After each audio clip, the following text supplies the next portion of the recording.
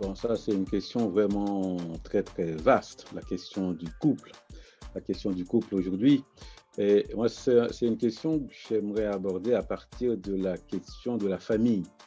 On sait comment, aujourd'hui, la famille a beaucoup évolué et qu'on considère la famille d'un point de vue en occidental ou d'un point de vue non occidental. Les familles se transforment. On assiste aujourd'hui à des familles dites recomposées parce qu'il y a beaucoup de séparations, beaucoup de divorces, etc. Ce qu'il faut savoir, c'est que tous ces divorces, toutes ces séparations ne se font pas toujours dans la souffrance, hein. Il y a des gens qui ont choisi de se séparer d'un commun accord, même s'il peut y avoir des petites tensions, mais après, ça peut aller avec leur vision du couple. Maintenant, si on prend l'exemple de ceux qui souffrent dans leur couple, qui souffrent également au moment de la séparation, au moment du divorce, euh, moi je dirais que les couples aujourd'hui, bon, d'une manière générale, hein, d'une manière générale, parce qu'il y a quand même des cas particuliers, d'une manière générale, je vois deux sources de souffrance. Une première source de souffrance qui viendrait de la religion. Il y a une pression religieuse, hein, parce que on se marie, dans certaines religions, on se marie pour rester ensemble toute la vie, pour avoir des enfants, etc.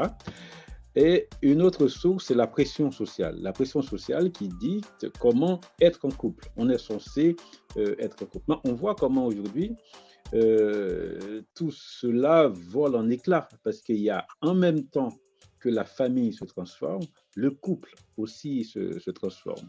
Alors, on pourrait se poser la question sur le couple en Occident.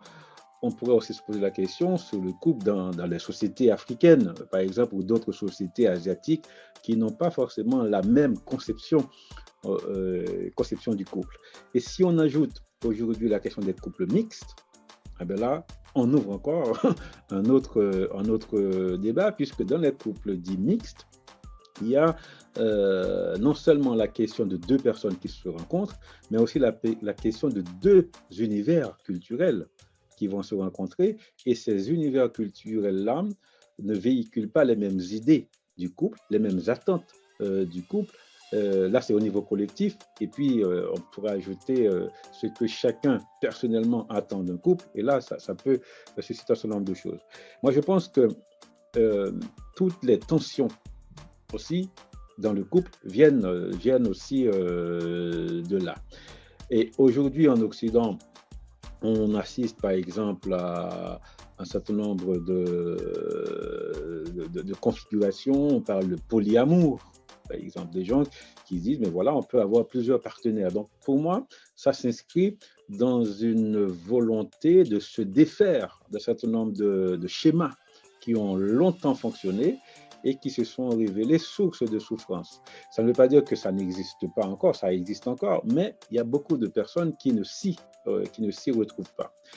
Et puis, il y a une autre question, c'est que parfois, dans un couple, il y a deux personnes, hein, les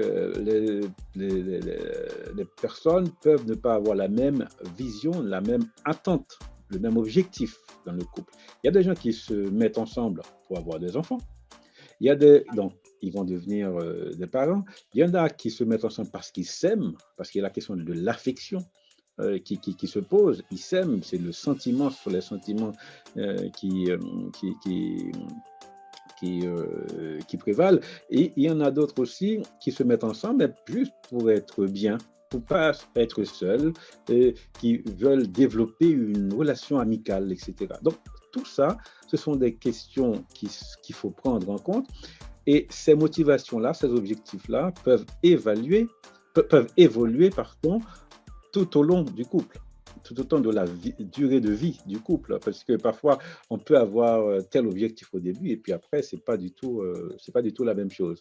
Et c'est ce qui fait qu'on a besoin très souvent qu'il y ait une sorte de communication, qu'on puisse discuter, qu'on puisse échanger dans le couple pour se rappeler un peu ces objectifs-là, les attentes respectives, pour faire en sorte que ça puisse tenir. Et il y a une autre problématique qu'on peut soulever.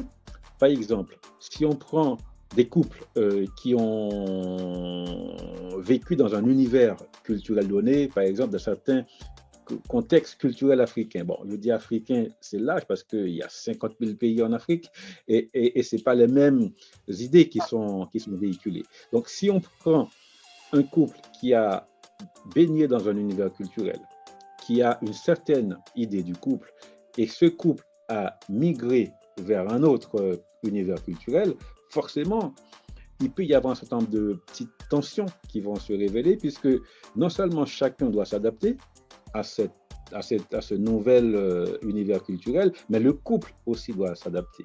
Hein. Et en même temps, les personnes évoluent, elles ont des perceptions différentes d'elles-mêmes, donc elles peuvent avoir d'autres attentes.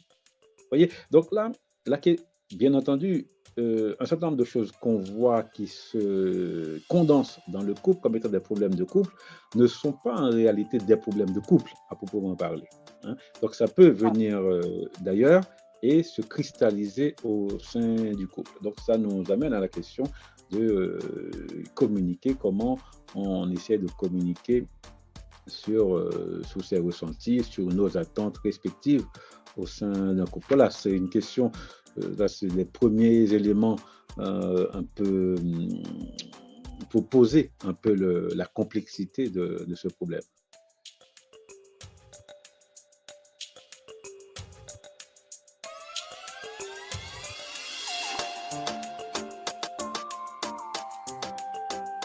C'est-à-dire que, mais il y a une certaine idée derrière tout ça, c'est de penser qu'un couple doit durer.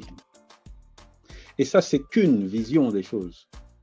La question de couple, on est là pour durer, etc. C'est ce que j'ai appelé tout à l'heure cette pression religieuse. Il y a une certaine vision religieuse. Donc, il y a des gens qui s'y conforment, d'autres qui s'y conforment pas, d'autres qui s'y retrouvent plus ou moins. Donc là, ce sont des choses aussi qu'il faut prendre en compte. Il y a des gens qui se séparent, et c'est une fois qu'ils se séparent, ils se rendent compte qu'ils pouvaient s'entendre. Vous voyez, plein de cas de figure. Il y a des gens qui se séparent, et une fois qu'ils se séparent, ils développent une relation amicale où il y a beaucoup de complicité. Donc là, c'est la preuve que c'était tous les attendus religieux, les attendus sociaux qui pesaient sur leurs épaules. Il y a plein de cas de figure. Et puis, il ne faut pas oublier non plus que nous sommes dans un monde où tout s'accélère. Tout s'accélère. Et les gens changent, les individus changent, donc on se renouvelle à chaque fois.